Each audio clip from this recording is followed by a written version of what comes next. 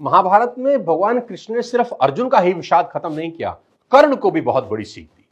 महाभारत में कर्ण भी भगवान कृष्ण को अपनी व्यथा सुना रहे हैं कि मेरी मां ने मुझे जन्म देते ही त्याग दिया, आचार्य द्रोण ने मुझे शिक्षा देने से मना कर दिया क्योंकि उनकी नजर में मैं क्षत्रिय नहीं था। द्रौपदी के स्वयंवर में मुझे अपमानित किया गया कि मैं राज परिवार का हिस्सा नहीं हूं। मुझे पूरे जीवन अपमान का घूंट पीना पड़ा। कर्ण पूछते हैं, केशव मेरा क्या अपराध था? भगवान कृष्ण जो कर्ण को जवाब देते हैं, मुझे ऐसा लगता है कि यह जवाब 1000 करोड़ टीचिंग के बराबर है। यह जवाब सीखने के बाद आदमी के पास हर सवाल का जवाब मिल जाएगा। जी हां, कृष्ण मुस्कुराते हैं और जवाब देते हैं कि हे सूर्यपुत्र, मेरा तो जन्म ही कारागार में हुआ। मेरे पैदा होते ही मृत्यु मेरी प्रतीक्षा कर रही थी।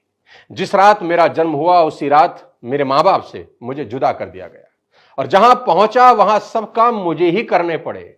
गायें चराने से लेकर गोबर उठाने तक सब काम करता रहा। सिर्फ 2 दिन का था, मेरे ऊपर राक्षसों ने हमला कर दिया। मुझे बारंबार जान से मारने की कोशिश की गई। मेरा अपना सगा मामा मेरी जान का दुश्मन था। मेरे जीवन की चुनौतियां कहां कम थी। अन्याय जीवन भर मेरे साथ भी होता रहा। कृष्ण कर्ण को समझाते हुए बड़ी बात कह रहे हैं जो हमें सीखने की जरूरत है कि जीवन में आपका अपमान होता है, यह इंपॉर्टेंट नहीं है। इंपॉर्टेंट यह है आप उस अपमान का जवाब कैसे देते हैं। कर्ण जीवन भर अपने अतीत की कड़वाहट से भरे रहे, पर कृष्ण कभी अपने अतीत पर आरोप नहीं लगाते। कर्ण पीछे की ओर देखते हैं और कृष्ण आगे की तरफ। कुदरत ने दोनों के साथ अन्याय किया, पर कर्ण यह अन्याय कभी भूल नहीं पाए और कृष्ण को यह अन्याय कभी याद नहीं आया। एक ने अपने आप को क्रोध के विष से भर लिया और हीन भावना से भर लिया, और दूसरे ने स्वीकृति के अमृत से।